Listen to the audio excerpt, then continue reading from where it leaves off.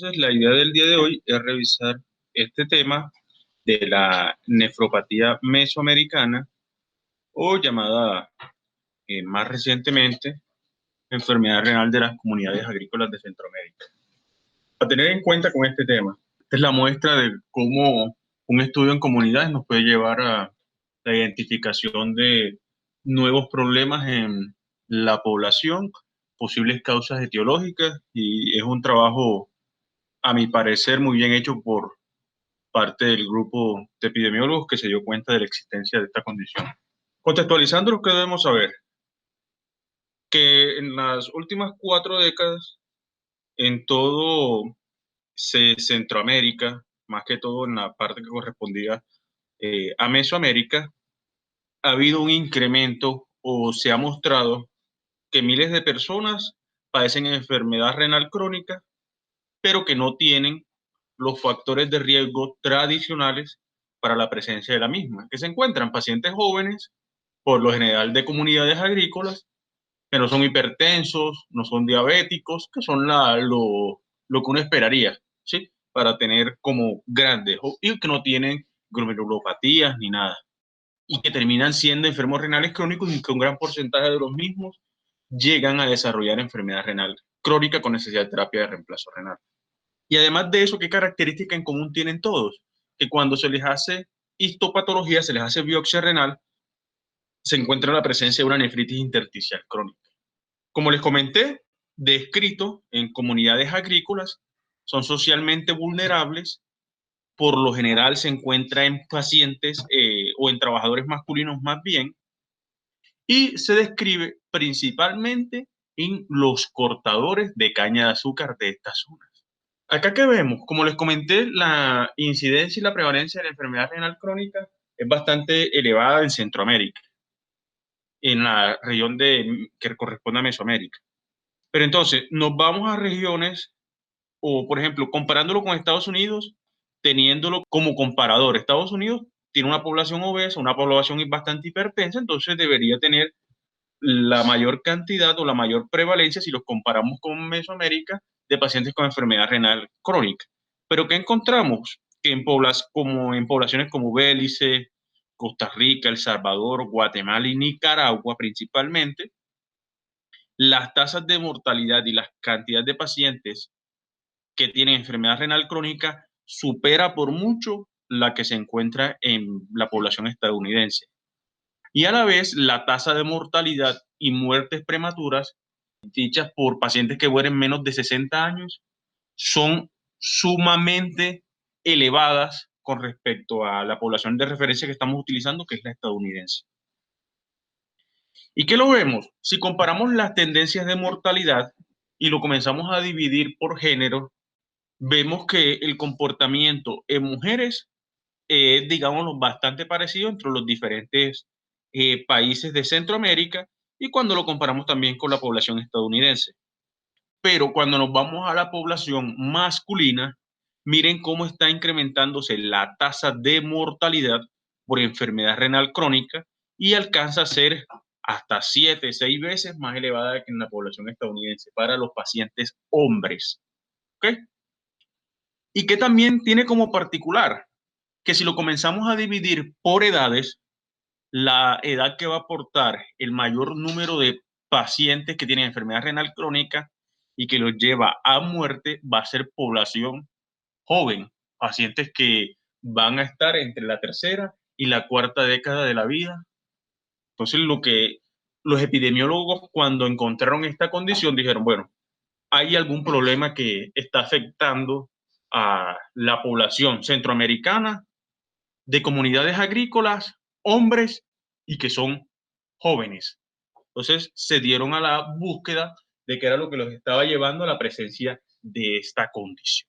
¿Y qué encontraron? Los pacientes que tenían enfermedad renal crónica tenían unas particularidades cuando lo comparamos con población con enfermedad renal crónica o por las etiologías clásicas. Son pacientes poco sintomáticos, bueno, eso lo vamos a encontrar en todos, pero los pacientes van a presentar ocasionalmente una disuria aséptica y va a estar asociada a la actividad física intensa en ambientes calientes y van a tener también hiperuricemia, los va a caracterizar. También que van a presentar, una hipocalemia, que la hipocalemia va a ser bastante marcada y son pacientes que van a tener mucha debilidad muscular. Tienen también la presencia de calambres asociadas a otras alteraciones electrolíticas. Y esto es para enfermedad renal crónica, digámoslo, temprana. No son hipertensos por lo general y tienen una disminución de los reflejos osteotendinosos. ¿Qué se va a encontrar? Se puede encontrar albuminuria que va a ser de grado 1 o 2. La tasa va a ser la esperada para los estadios iniciales. Van a tener una hemoglobina normal o levemente una anemia leve y van a tener trastornos electrolíticos, principalmente la hipocalemia, que puede ser un dato que nos puede ayudar a diferenciar de las etiologías clásicas. Tienen también la presencia de hiperuricemia y cuando se les hace un ultrasonido van a tener riñones de tamaño normal con aumento de la ecogenicidad del parénquima renal.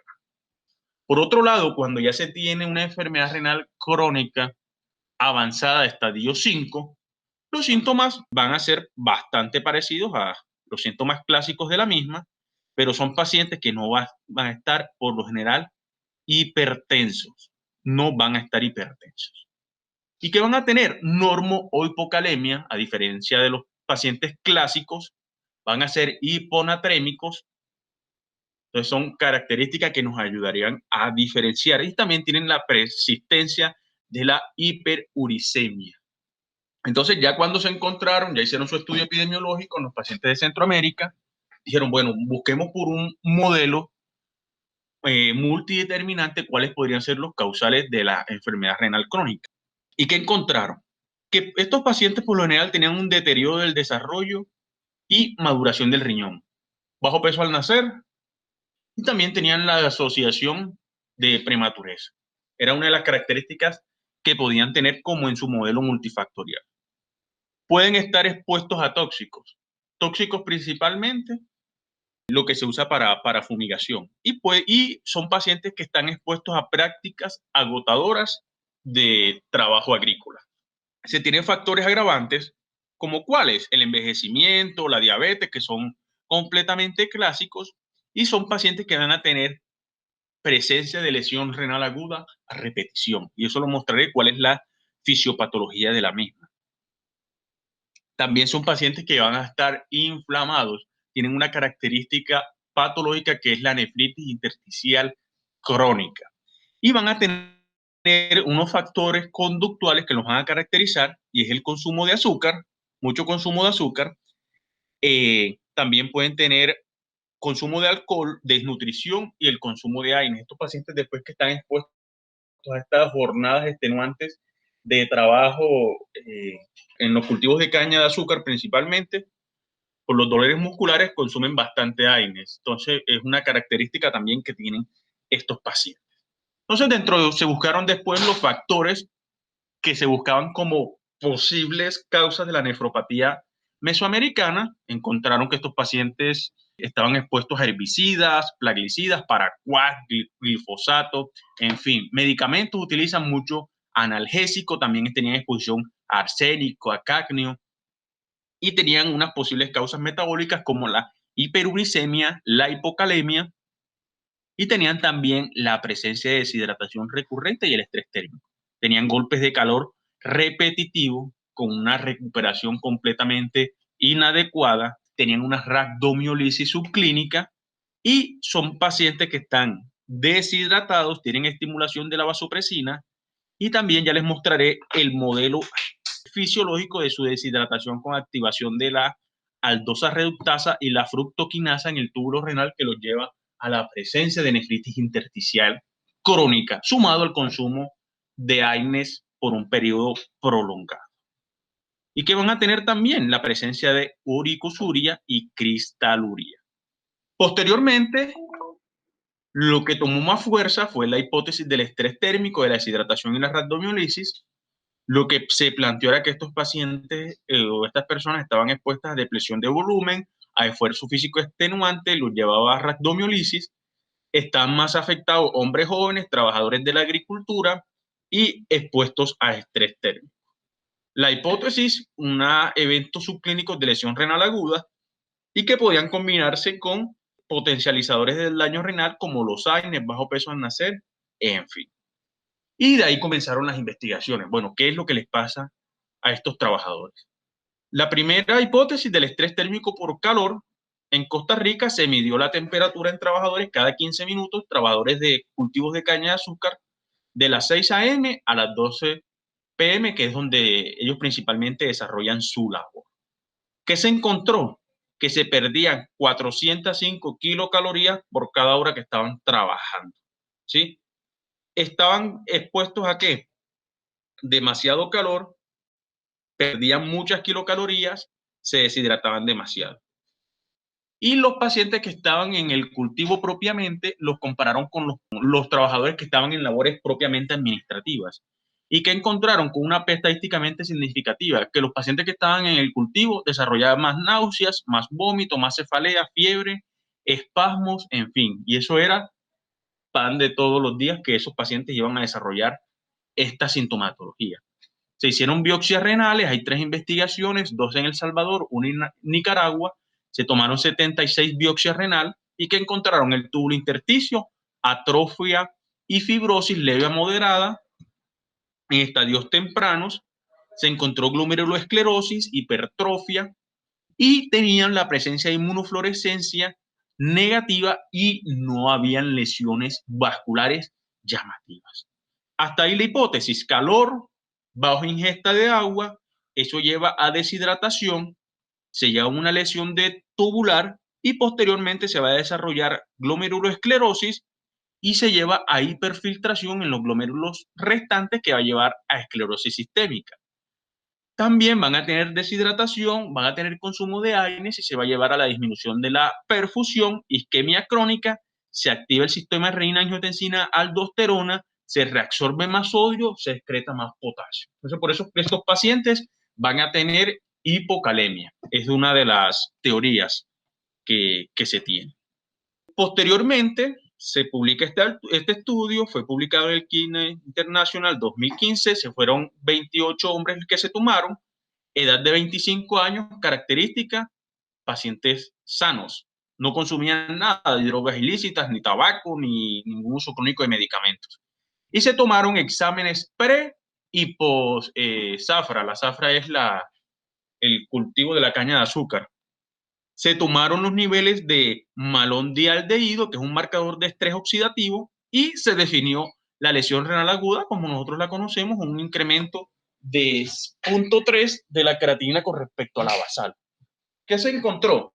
Miren ustedes, antes de iniciar la zafra y después de iniciar la zafra, un día de trabajo, miren cómo fue el incremento que se tenía en los pacientes o en los trabajadores de estos cultivos de la creatinina sérica. Estos pacientes que estaban desarrollando lesión renal aguda. 5 de 28 pacientes desarrollaron lesión renal aguda, aunque prácticamente todos incrementaron la presencia, incrementaron la creatinina sérica y se encontraron datos de deshidratación posterior a haber terminado su trabajo.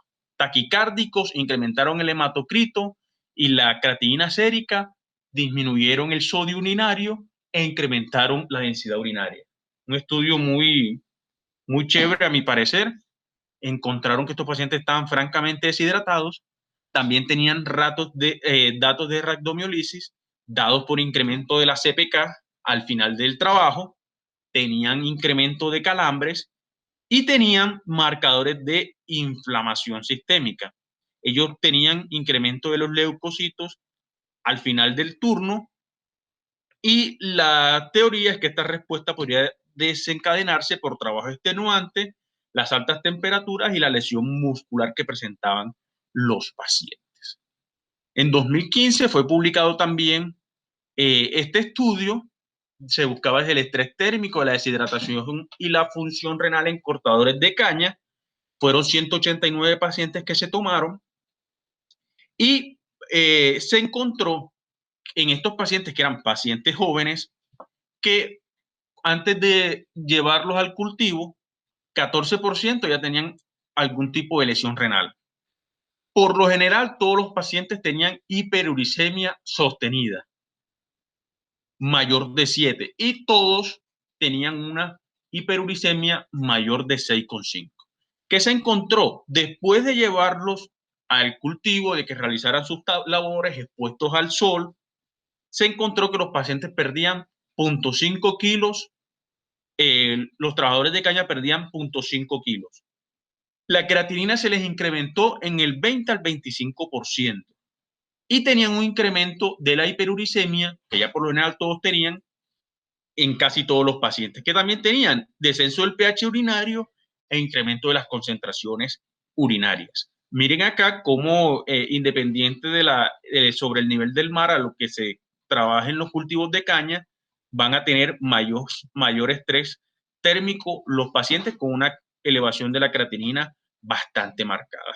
Entonces, hasta ahí que tenemos estrés térmico, deshidratación, la presencia de hiperuricemia, tenemos rhabdomiolisis, tienen la hipótesis también de la microcristales, una orina ácida, tenemos hiperuricemia, se lleva a más formación de microcristales y esto también puede incrementar, además de la deshidratación, la rhabdomiolisis, la presencia de la lesión renal aguda y podría explicar en un gran porcentaje el síndrome disúrico aséptico que presentan estos pacientes.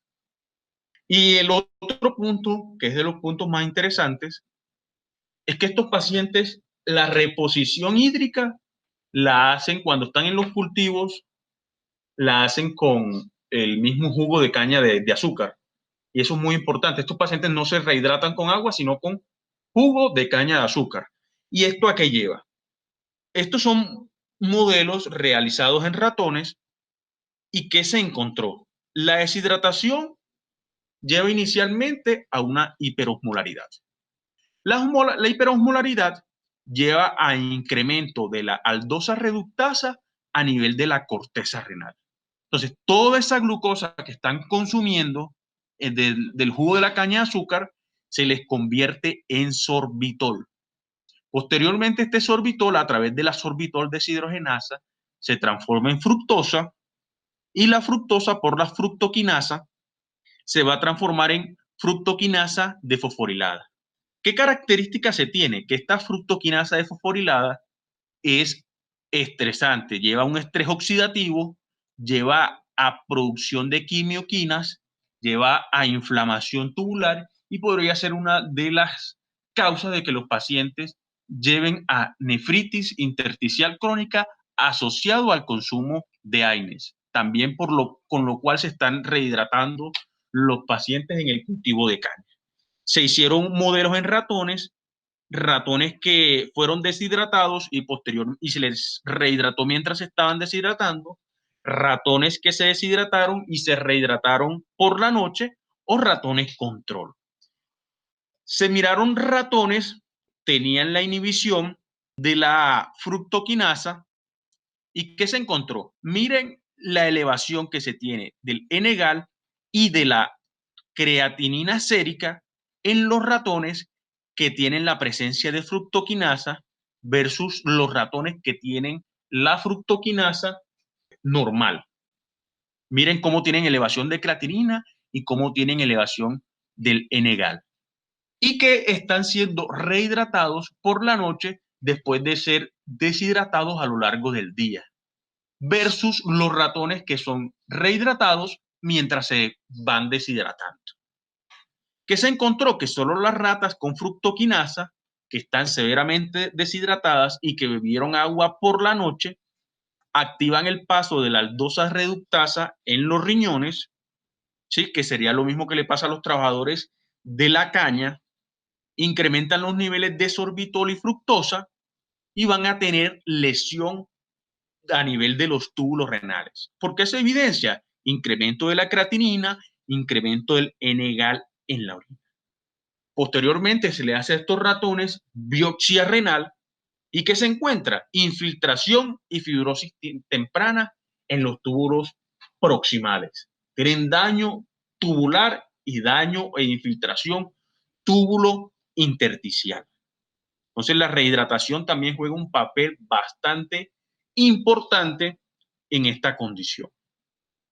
Este estudio 2017 nos muestra cómo la nefritis intersticial crónica ha estado presente en comunidades agrícolas a lo largo del mundo. No solamente son las comunidades agrícolas en Mesoamérica, sino que también se ha encontrado la misma condición en poblaciones de Sri Lanka. En Sri Lanka también tienen cultivos de azúcar. ¿Qué se encontró? La presencia en hombres, no eran diabéticos, no eran hipertensos y no tenían glomerulonefritis y tenían los mismos factores que tenían las poblaciones de Mesoamérica. ¿Y cuáles son? Que son agricultores, trabajadores, hombres deshidratados y que están utilizando AINES. Las características muy parecidas, tienen una disuria aséptica, son pacientes que tienen anormalidades en los reflejos, cuando se les hacen los estudios tienen hiperuricosuria, hipernatiuria, tienen hipermagnesiuria, tienen hiperfosfaturia e hipercalciuria. Y la presencia de la proteinuria no es tan marcada. A nivel sérico, ¿qué se encuentra? Hipocalemia, pacientes tienen un daño tubular y eso no se nos debe pasar, además de la activación del RAS, tienen hiperuricemia y tienen unos hallazgos histopatológicos muy característicos, nefritis tubulointersticial, fibrosis y atrofia, y tienen infiltración intersticial mononuclear, tienen una nefritis intersticial crónica. Acá vemos la exposición que están expuestos, cómo ellos hacen la reposición, que por lo general es con caña de azúcar, y las condiciones de trabajo que son bastante parecidas en cuanto a altitud sobre el nivel del mar y la presencia de la temperatura y la humedad.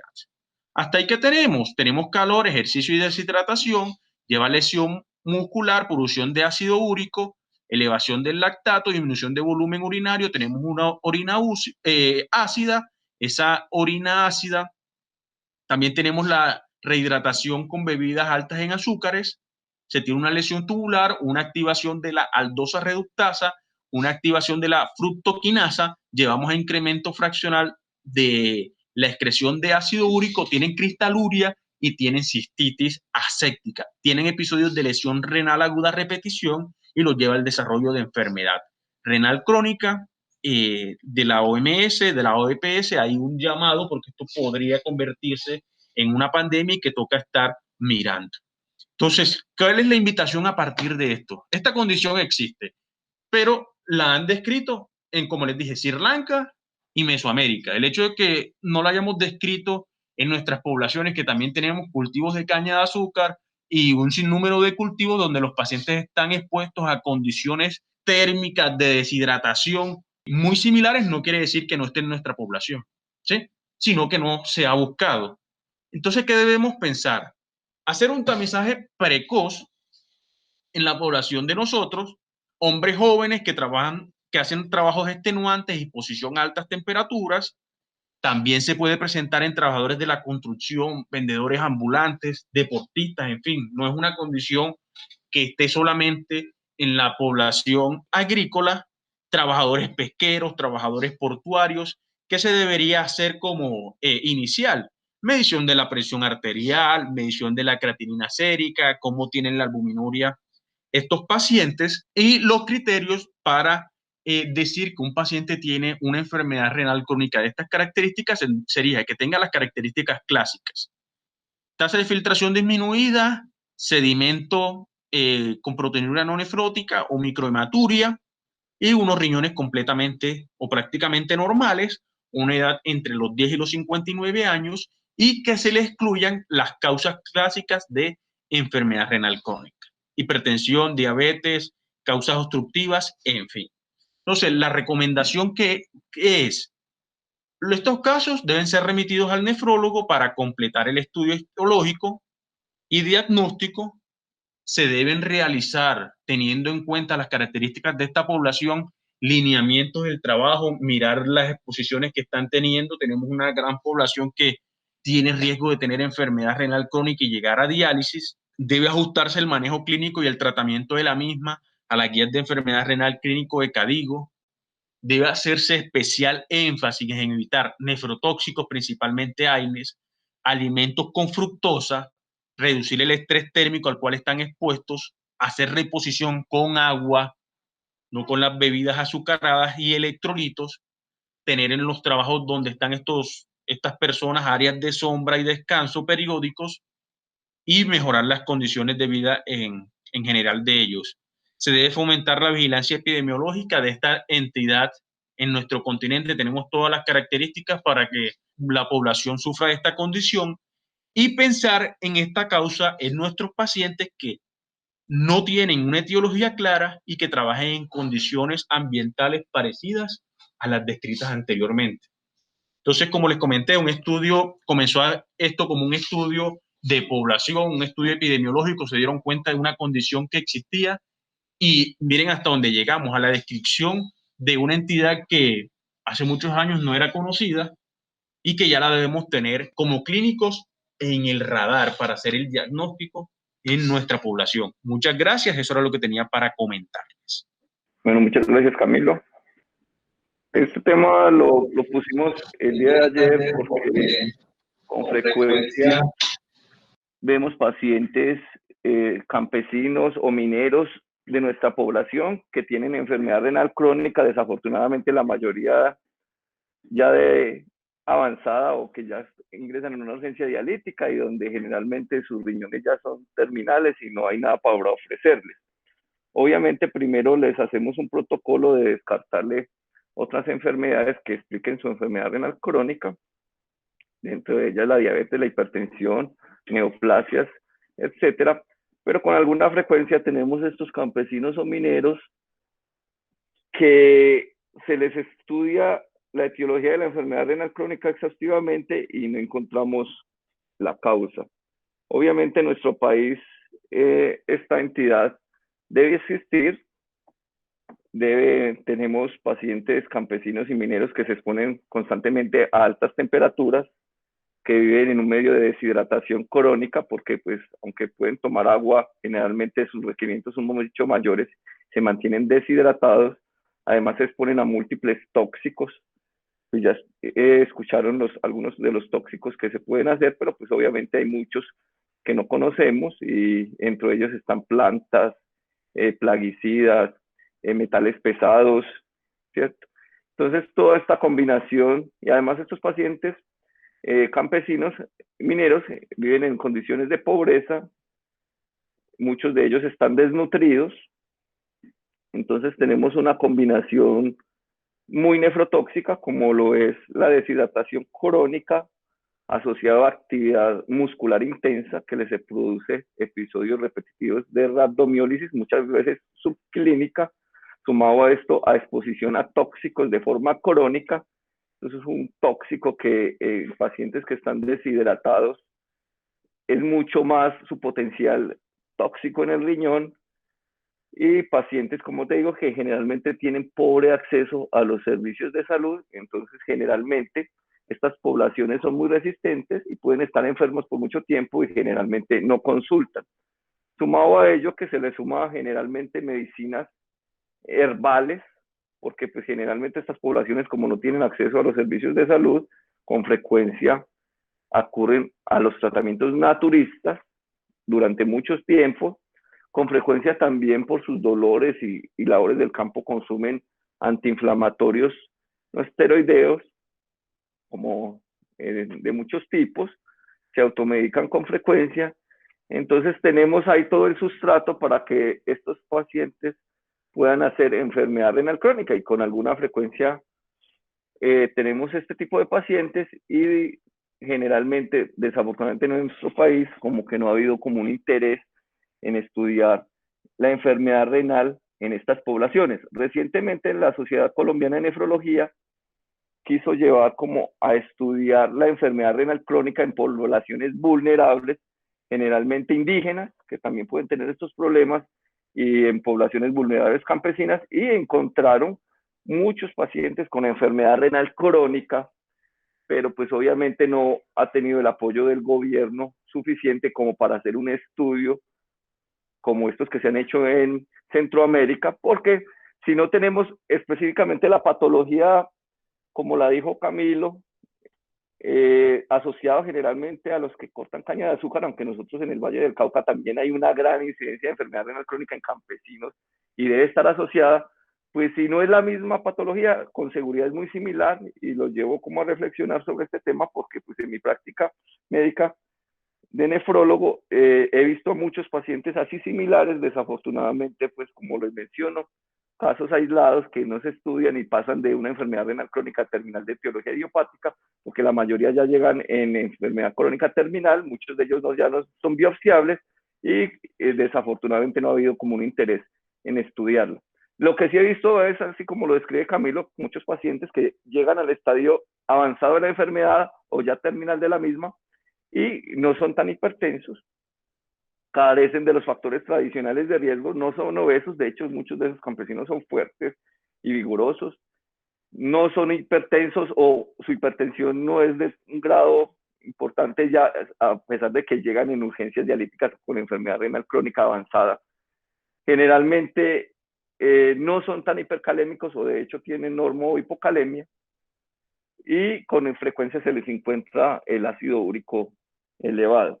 Se les hace un estudio de sus posibles etiologías y como les menciono, no está la diabetes, no está la hipertensión, no tienen antecedentes familiares, no tienen otros estudios como enfermedades autoinmunes, infecciosas o neoplásicas y se queda como una enfermedad renal crónica estadio 5 de etiología desconocida y se ve con alguna frecuencia. Con seguridad ustedes todos han visto alguno de estos pacientes, pero el llamado no es a que lo sigamos diagnosticando así, sino que el llamado es, como lo dijo Camilo, a que se establezcan programas de tamizaje en población vulnerable, como son las poblaciones indígenas, campesinas, mineras, donde debería haber un programa de detección temprano de la enfermedad renal y de otras patologías que pueden tener estos pacientes para instaurar programas de protección renal si esta patología se descubriera a tiempo y iniciando el transcurso pudiera detenerse. Obviamente, pues no podemos seguir teniendo ya los pacientes en fase terminal cuando ya no hay nada que hacer. Lo que implica para un campesino o un minero una enfermedad renal crónica terminal es el acabe de su familia. Generalmente tiene que desplazarse de su ciudad de origen, acceder a terapias de reemplazo renal, muchos se mueren en ese proceso, muy pocos logran acceder a un trasplante, realmente se acaba la vida para ese paciente y para su familia, por falta de programas que detecten esto a tiempo. Por eso fue la motivación, porque ayer vimos un paciente pues que cumplía todo el perfil, pero obviamente es un paciente que le sospechamos un cáncer, un paciente joven, campesino, vigoroso, con una enfermedad renal crónica, que llevaba 6 meses también consultando y nadie le paró bolas y ahorita ya llegó en una urgencia dialítica y obviamente pues aunque se me pareció el contexto pues teníamos otras cosas que llevan a pensar que este paciente tenga una neoplasia, pero como he visto tantos pacientes así que no se les encuentra nada, por eso motivamos traer este tema a ver si alguien se anima a hacer un programa de prevención y protección en esta población. Obviamente tendríamos que contar con el apoyo del gobierno. Muchas gracias.